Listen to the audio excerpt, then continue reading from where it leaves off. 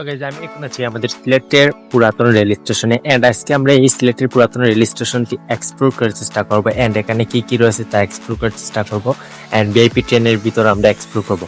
So let's find out.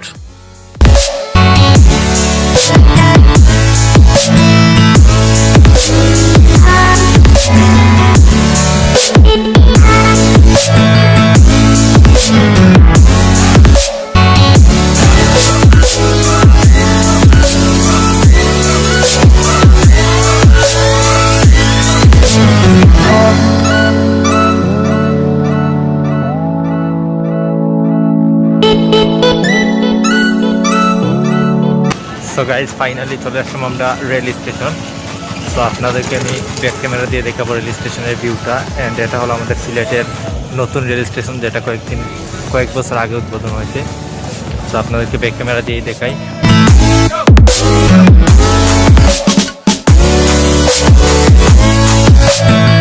এখন আমরা rail স্টেশনের ভিতরে স্টেশনের ভিতরে ঢুকতেছি। সো এই হলো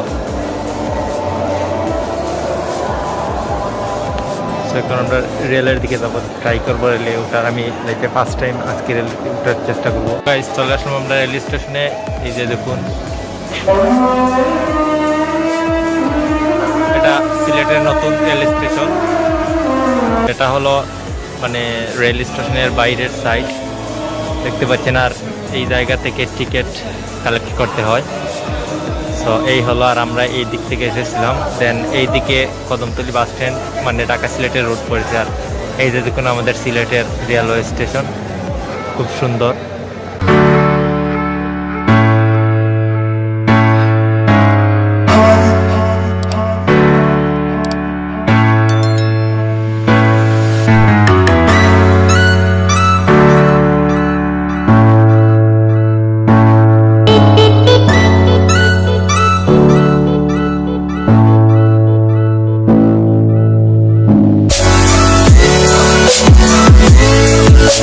এই হলো ট্রেনের ভিতর সাইড, আপনাদেরকে একটু দেখাই। যে দেখুন, খুব ভিআইপি সিট। আসলে এটা ভিআইপি ট্রেন, এখানে এসি রয়েছে। এই যে দেখুন এসি। এই যে এখানে এই যে আমাদের ট্রেন, এতদিন আমি মুভিতে দেখেছি, নাটকে দেখেছি, বাট আজকে আমি লাইভলি দেখতেছি ট্রেনের ভিতর ফার্স্ট টাইম। সো এই ট্রেনটি ঢাকা থেকে এসেছে সামথিং।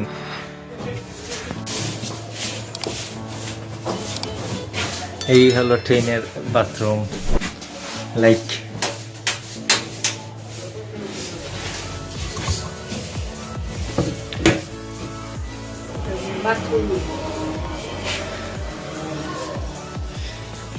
সেই হলো কেবিন, খুব সুন্দর কেবিন। এখানে ভিআইপি কেবিন, তার টিকেটের ভাড়া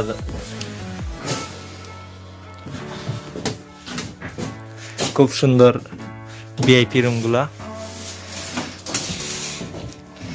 লাইক ওয়াও, বাংলাদেশের ট্রেনগুলা এখন খুব উন্নত হয়েছে আগের থেকে।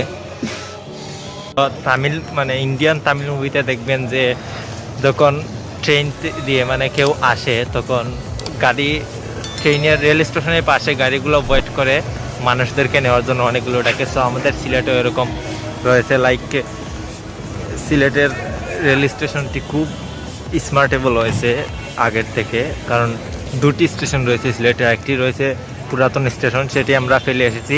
ইনশাল্লাহ আমরা নেক্সট ব্লগটি অথবা আরেকটি ব্লগ তৈরি করব পুরাতন স্টেশনে এবং কদমতলী বাস স্ট্যান্ডে। এই ছিল আজকের রেল লাইনের ব্লগটি। সো আপনারা লাস্টবার দেখে নিন।